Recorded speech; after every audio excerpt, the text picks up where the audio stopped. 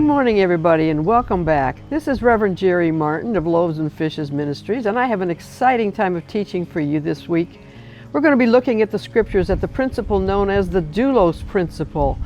And the point of this principle is to understand that we have been set free, but we're still living in slavery and we don't realize it. Well, if that's the case, then the big question to ask ourselves is this: do we really understand what the Doulos principle is all about? Do we know what it means to be a doulos of God? And is there a place in the Word that sets the principle before us? Well, of course there is. It's in Luke 17, starting in verse 7. And it says there, "Suppose one of you has a servant who comes in from plowing the field or taking care of the sheep. Would the master of the house take the servant's coat and set the table for him and say, 'Sit down and eat'? Highly unlikely. More likely the master would be to say, 'Servant, you prepare my dinner, change your clothes, wait on me until I've finished my dinner and my coffee, and then you may go to the kitchen and have your supper.' Well, does that servant get any special thanks for doing what is expected of him? I don't think so. The point of it is, we must become very, very aware of the basic place of servanthood in the kingdom and move beyond what is known today as basic Christianity. We must become aware and choose to become the doulos of God, the love slave of God, one who is doing everything that is expected of them and doing it with a willing and a cheerful heart. Well, you might ask, why would I bring this kind of message? Because we must always remember that as believers in Jesus Christ, our lives are no longer our own. We have been bought with a very high price. We are no longer free in the sense that we can continue to pick and choose what we want to do in our future or even in our immediate day-to-day lives. We must learn to ask the Father for what He has for us and then live according to that, being a love slave unto Him. Let's look at some practicalities of how this came about. In the Hebrew culture of Jesus' time, a person, either male or female, could be purchased from the slave market for a price depending on the amount of the debt that they owed. They were given new clothing in the master's home, they were given food, they were given medical treatment, and then they were trained or educated for whatever the master chose for them according to the master's need.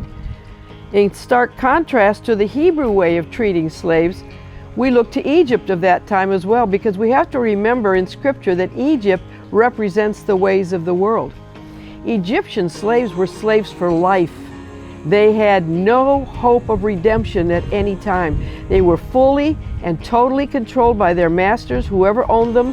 That owner could do anything to them that they want. They could beat them, they could kill them, they could torture them with nothing coming back to the owner at all. No recourse. They had very poor quality of food, no medical care, most often died very early from starvation and overwork. There was never ever the hint of freedom for the Egyptian slave. But the Hebrew's length of servitude was limited to 7 years, with freedom guaranteed at the end of those 7 years. But at the end of that time, the Hebrew slave then had a huge choice. They could choose to leave without owing anything to the master because they had worked off their debt, or they could choose to stay with the master because they loved him. This meant they gave up their personal freedom for the rest of their lives and would now become a doulos slave or a love slave to that master. However, something good's coming here. Once the slave made the decision to remain, the master did something very, very special. He would take the slave out into the street just outside the door and he'd call out to the people around him, gathering a crowd. But once the slave had openly declared to all the crowd that they had chosen to remain with that master forever, the master then took a small piece of silver, usually in a triangular shape. He'd hold it up to the earlobe of the slave and put the earlobe up against the doorpost of the house, and he would drive that piece of silver through the earlobe of the slave. And that indicated then that there was voluntary servanthood from the slave and ownership from the master. But the best part about that is that the master was now fully responsible for the servant, for all needs and for education or any other needs of that slave. And if the slave was married, this same responsibility of care for everything needed was extended to every family member. Wow, that's pretty good.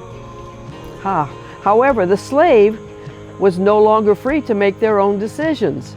Any important matters had to be taken to the master. He would consult the master, asking him, Lord, what are your desires in any given or personal situation?